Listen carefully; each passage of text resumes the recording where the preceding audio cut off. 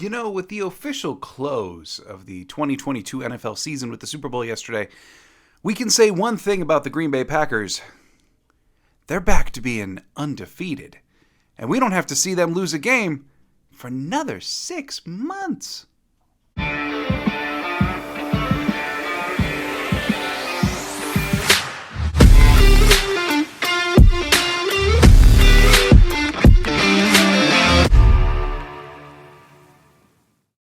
Welcome to another episode of Lombardi Time Brews. I am your host, John Delray. Today we are talking Green Bay Packers. I got a couple news updates for you, as well as looking at, the Super Bowl was yesterday, Eagles versus Chiefs, and while those two teams aren't tremendously similar, there are 5 similarities between both of those teams that the playoff missing Green Bay Packers could probably stand to learn from. And so I'm going to dive into what those 5 traits are and talk a little bit about how the Packers could move in that direction of what winning in the NFL today looks like. First, though, pertinent news over the weekend, and that would be that the Indianapolis Colts seemingly are moving to a final direction in their head coaching search, which means Rich Bisaccia, Green Bay Packers special teams coordinator, is not going to be the head coach of the Indianapolis Colts. He's going to be remaining in Green Bay as our special teams coordinator.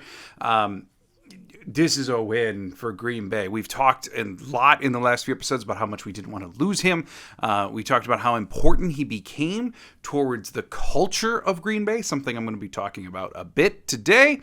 But ultimately, just the fact that he gets to remain in Green Bay can continue to make progress in special teams, continue to have his intensity, which is something sorely needed in the coaching staff in Green Bay. So this is a win all the way around. Certainly, if Bisaccia would like another opportunity at a head coaching job, personally, you hope for that for him.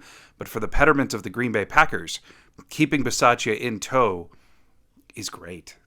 It just is. So that is big news as well. The other piece of secondary news, if you care, if you don't, I'll touch on it quickly. A lot of people, there were some erroneous reports yesterday that during the Super Bowl, Rodgers was entering the void and going into his darkness retreat to meet the Hat Man and all that bull crap. Apparently he's appearing on McAfee tomorrow. We just don't know if it's going to be from the darkness or not. But whatever, apparently he's on McAfee tomorrow. Tom Silverstein said, obviously, he's not on his retreat yet. Whatever. What Aaron needs to take, whatever time he needs to take. And the Packers have already said, from Mark Murphy himself, which I addressed on Friday, that they want an answer by free agency, for all intents and purposes, which would be mid-March. So I don't think it's going to be that Rodgers is going to go into the darkness tomorrow, come out 4 days later, and we're going to have breaking news. Maybe, although I doubt it. And he absolutely has earned the right to make his decision. The Green Bay Packers, as his employer and the overall entity that we're supposed to root for, also hold the majority of the cards here. So take it for what you will, but no news, no decisions yet, and the reports yesterday of Rodgers entering the darkness were erroneous. He is not there yet. On that side note, we also know for sure now, Jeremy Fowler from ESPN, amongst several others, reporting that the New York Jets have begun their pursuit of veteran quarterbacks. That includes calling the Green Bay Packers and officially inquiring as to the availability of Aaron Rodgers. Now, what was said back to the Jets? What was communicated between the two teams? Did the Jets bring up potential trade compensation? All we know, and has been confirmed by several different sources, is that the Jets have indeed called the Packers to inquire about if Aaron Rodgers will be on the trade block or not. That's all we know at this point. So, moving on from that, if you're new to the channel, welcome. Glad that we have some new subscribers that have been coming. We're almost at 400 as of filming right now. We're at 383. I'm so thankful to everyone who's been here after only 1 year of doing this. It's been a very, very exciting year. It's been a very fun year for me. We are closing in on 400. So anything you can do to help, whether you share, send it around, anything you can do to help, I would tremendously appreciate it. Very, very thankful. Very, very glad that you're here. So let's talk Chiefs, Eagles. what do they do different than the Packers? You know, and let's not take this the wrong way, right? It's not like if the Packers do X, Y, Z, all of a sudden the Packers are going to find themselves in next year's Super Bowl. And it's also not as cookie cutter, not as cut and dry, not as easy as some of these sound, right? Like I could tell you one of the positions that I'm going to be talking about that both of these teams emphasized is tight end. Well, I mean, yeah. I mean, like I'm going to be talking about that in just a few minutes. Both teams value tight ends. Going out and getting a Travis Kelce isn't... You can't just go get one. In fact, you can't just go sign on a free agency. Travis Kelce now is being talked about as one of the top tight ends ever, for sure, of this generation. I mean, you can't just look at the Packers and say, well, do that. Go get the Hall of Fame guy. You'll be fine. Well, no, of course not.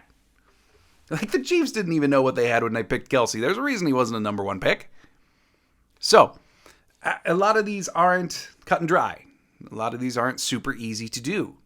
But nonetheless, these are 5 things that are pretty easily observable, be it from watching the Super Bowl yesterday or just knowledge of how franchises work.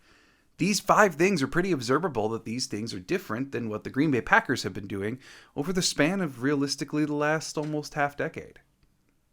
So, number 1, and I know this is going to ruffle some feathers, but the truth is, don't be afraid to transition.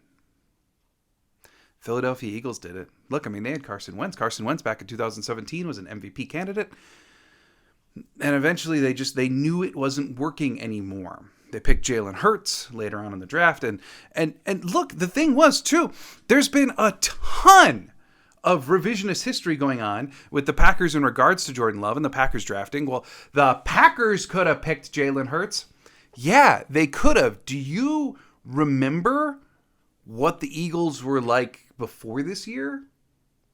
Like, Jalen Hurts didn't become Jalen Hurts until this year. There's a reason he was a mid-round pick.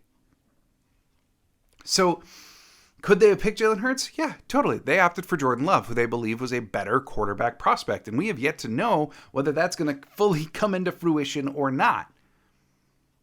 But look, the Eagles, what I'm talking about here is the Eagles had the guts to make that transition. And last year they started Jalen Hurts and they modified, and Nick Sirianni's first year's coach modified the entire offensive scheme. Remember, for much of the year last year, Philadelphia basically never threw the ball ever. They just completely adapted everything to their young quarterback. And then this offseason, when they felt as though there was a chance, they went out and got A.J. Brown. They went out and did this, and they fortified all around him. Remember, at the beginning of this year, there was talk of this is Jalen Hurts' final tryout year. That they're going to get all of the weapons, surround him, and if he still can't make it work, he's not the guy. So they walked into this year as it being a tryout year for Jalen Hurts for all intents and purposes, and now he's getting a $50 million contract extension in all likelihood this offseason. So, I mean, it's not, again, as simple as just plug and play. And I guess that's what I'm getting to here. Not only do you have to make the transition, but you have to embrace who you're transitioning to. Look no farther than the other side of the Super Bowl field, Patrick Mahomes and the Kansas City Chiefs. They had Alex Smith, who was a perfectly fine, competent, aging quarterback. Then they picked Patrick Mahomes in the first round. And they felt as though they had something special there, even though he was revered as raw coming out of the draft. And now, look, 5 years as a starter, and he's got the most impressive 5-year starting resume anyone's ever seen, and is well on his way to being revered as one of the most talented quarterbacks of all time. Of course, you dream your transitions to look like that. The Packers did it once upon a time, going from Favre to Rodgers. But nonetheless, here's what's occurred, okay? Both the Eagles and the Chiefs, at one point, had to transition from quarterback to quarterback. And when they did so, they fully embraced the transition. And they modified their teams to have personnel that was suitable to that quarterback's play style. Now, you could argue, because the Chiefs have a much longer record here with Mahomes, that they haven't always done that. The Chiefs are comparable to the actual Packers for a number of reasons, including O-line deficiencies in the last couple of years, Mahomes getting hurt like Rodgers did in the middle of his career. But nonetheless, you could see that both of these teams did adopt their rosters to their quarterback, something the Packers, you could argue, haven't really done a lot of for a long time. But not only that, it's not just the personnel. We've acknowledged that Nick Sirianni coaching has done a radical job on the playbook of the Eagles. Andy Reid calls whatever he wants all the time with Patrick Mahomes at quarterback, and it works for them. But the thing is, they have identified their philosophy. They've identified who they want to be. And then they push for it. If I were to ask you on offense, just offense for now, what is the identity of the Green Bay Packers? Who's got a clear answer?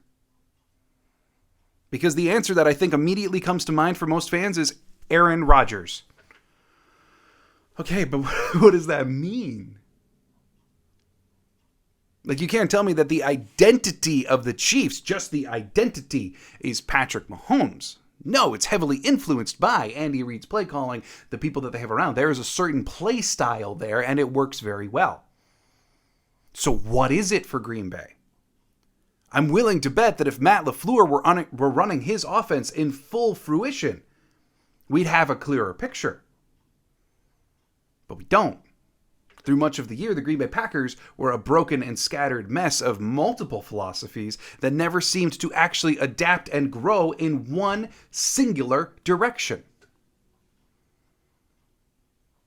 So make the transition, embrace the transition, and then push forward into who you are going to be. A lesson the Green Bay Packers need to learn, and hopefully sooner than later.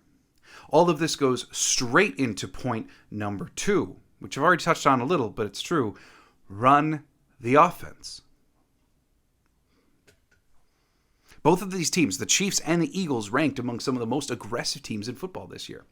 But not only that, sometimes they went complex. Look at the merry-go-round stuff that the Chiefs do. While on the other side of the field, the Philadelphia Eagles walk up and say, hey, it's 4th and 1. You can now push the quarterback forward on a QB sneak. No matter how you feel about that rule, it is legal. So why don't we do it? We need 1 yard. We have a good offensive line. Snap the ball to Jalen Hurts. Use the other big bodies to shove him forward. Get 1 yard and prosper. It doesn't have to be that difficult, right? And yet, you heard me bemoan throughout so much of this year that the Green Bay Packers are making things way harder than they need to. They don't believe in themselves. They have a good offensive line. So walk up there, use it, and get a yard. And stop with this 3rd and 1, so we're going to sling it 38 yards down the field thing. Just get a yard. And it's something that you saw the Chiefs last night and the Eagles routinely do throughout the course of this year. You don't have to play more than what you need. Number 3, invest in the trenches. Look, you could argue that the Chiefs don't invest nearly as much as the Eagles, and I would wager that that's true. Now, the Eagles, wow. Both offensive and defensive. That team is built through the trenches. I mean, look at the defensive side of the ball.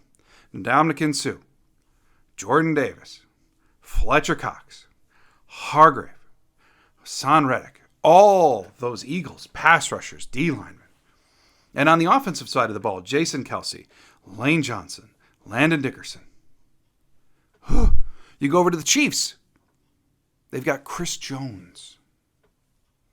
Right? And kind of similar to the Packers, the Chiefs' defensive line is one really good guy, Kenny Clark, and then some others. Dean Lowry, John Reed, etc. John Reed actually used to do it for the Chiefs. But the thing is, you can see that the foundation, at least of the Philadelphia Eagles, is entirely built through the trenches.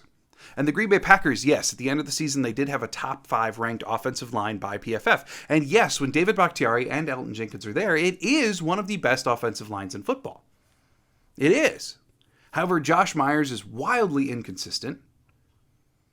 If you shift over to right guard, John Runyon is very good. He is limited in some regards, though.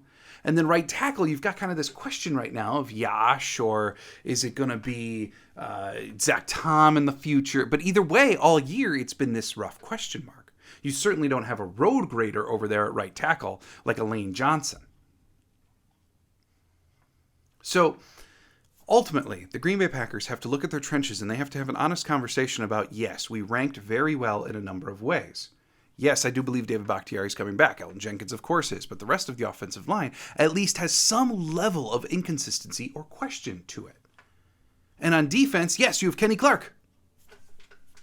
And you've got Devontae Wyatt, who had very promising stretches. Do you trust him to sustain that and truly become the partner to Kenny Clark on that line? And then after that, who do you have? Sure, there's TJ Slayton. And then after that, it gets scary fast. So if you're the Green Bay Packers, address the trenches. Number 4, I mentioned this a little bit earlier, but the value of the tight end position. It's not just Travis Kelce in Kansas City. It's Dallas Goedert in Philadelphia. In fact, the vast majority of the playoff teams this year had production out of their tight end spot, be it with Cincinnati with Hayden Hurst, San Francisco with George Kittle, Dallas with Dalton Schultz, all more impactful on the field than Robert Tonyan was this year for the Packers. And that could be for any bevy of reasons. It's not just the fault of Tonyan. Look at how they were using Tonyan predominantly as a safety shield. There were a lot of chipping, a lot of blocking when Bakhtiari was out. Or Mercedes Lewis being on the field, who's going to block 95% of the time, and everyone knows it. What kind of production are you going to get out of that position when that's what you're asking it to do? Nonetheless, though, it doesn't change the fact that you can look across football. Football has always been a game that if you can execute or you emphasize basically against the trend, you're going to do okay. And I mean that from, we've seen in the last 20 years alone, these mass fluctuations of suddenly there's a really good passing team. So then everyone goes and passes the ball. Well, then who starts winning playoff games? Running and defense teams do, right? Or you see offensive lines being built with a zone emphasis. Well, suddenly everyone does the zone emphasis. And then who gets really successful? A road grading team that focuses on matchups, right? Like it's always a go against the trend and you're going to find a niche and you're at least going to be successful. Football's been like that for a very, very, very long time, dating all the way back to the forward pass. And right now, there's not that many great tight ends in the NFL. Just a handful of them. And the teams that have them are prospering. And last night's game was a perfect encapsulation of that with Travis Kelce and Dallas Goedert. Kelce with, I think, 81 yards. Goedert with something like 60. In a game that didn't have that much passing production in the grand scheme of things. Yet those two stood out on each side of the field as being massively productive. It's a position that the Green Bay Packers have to upgrade. Even if they sign Tonyan again, they have to address the tight end position. Because eventually, for Matt LaFleur's offense, the one that it should be run as, with lots of motion, lots of deception, lots of quick elements to it, you're going to need a tight end. And the Packers haven't had one for 2 years now. And then number 5. We've seen over the course of the last 15 years how heavily the Green Bay Packers have invested in the defensive side of the ball. 2 varying results, mostly poor in the first part of the 15, but now that we're in the latter part, we're at least getting better. But we've seen how heavily between free agent signings, first-round draft picks, how heavily the Green Bay Packers have invested in the defensive side of the ball. But here's the thing. A good offense can beat a great defense. The game of football is tilted towards offense. It is easier to play offense than it is to play defense. It's easier to run a route than it is to follow a guy running a route. You always need one level better of defense to stop the offense. And what we know is that with the Green Bay Packers as they are, offensively, they're just not good enough anymore to beat much of anyone. At least not through most of this year. Not with how they were, not philosophically. So, if you know that in the modern day game, that a good offense can beat a great defense, and oftentimes not the other way around, then it's probably time that you start investing on the offensive side of the ball again. Because whether it's Aaron Rodgers, a quarterback, or Jordan Love, you need guys who are going to make plays. You need consistency. You need a philosophy. You need intent. And that's one thing that I think has been lacking on the offensive side of the ball is intent and purpose and consistency. So it's time to start investing in the offense again. And I'm not saying you need to spend $100 million and go sign a number one wide receiver. But I am saying that side of the ball needs some really critical thought. And it goes a lot deeper than just trotting out big, fast guys. Including, don't take it lightly. At least I wouldn't. That after the game, there were several people crediting Patrick Mahomes for as soon as Tyreek Hill left, Patrick Mahomes came in and took these new wide receivers out. Got on the same page with them. Worked hard at it early. I'm not going to go after Rodgers for not coming to all the offseason stuff. I completely understand it. And I'm not saying that they need to go play Fortnite every Tuesday night. What I am saying is there are differences that we're seeing now between the teams that have done this really successfully and what the current Green Bay Packers are. That's it for today's episode of Lombardi Time Brews. I will be back on Wednesday. We're going to be charting out the course of how the Packers can get back to being a Super Bowl contender. We're also going to start looking ahead at some of the mock drafts because now, it's officially draft season now. Going to start looking ahead as well. There's a lot of interesting Hall of Fame discussion happening right now too, since that was in the news last week about who should be in the Hall of Fame versus who shouldn't. So certainly we'll be looking into that as well. Hope you're having a great day. As always, thanks for joining us, and go Pack Go.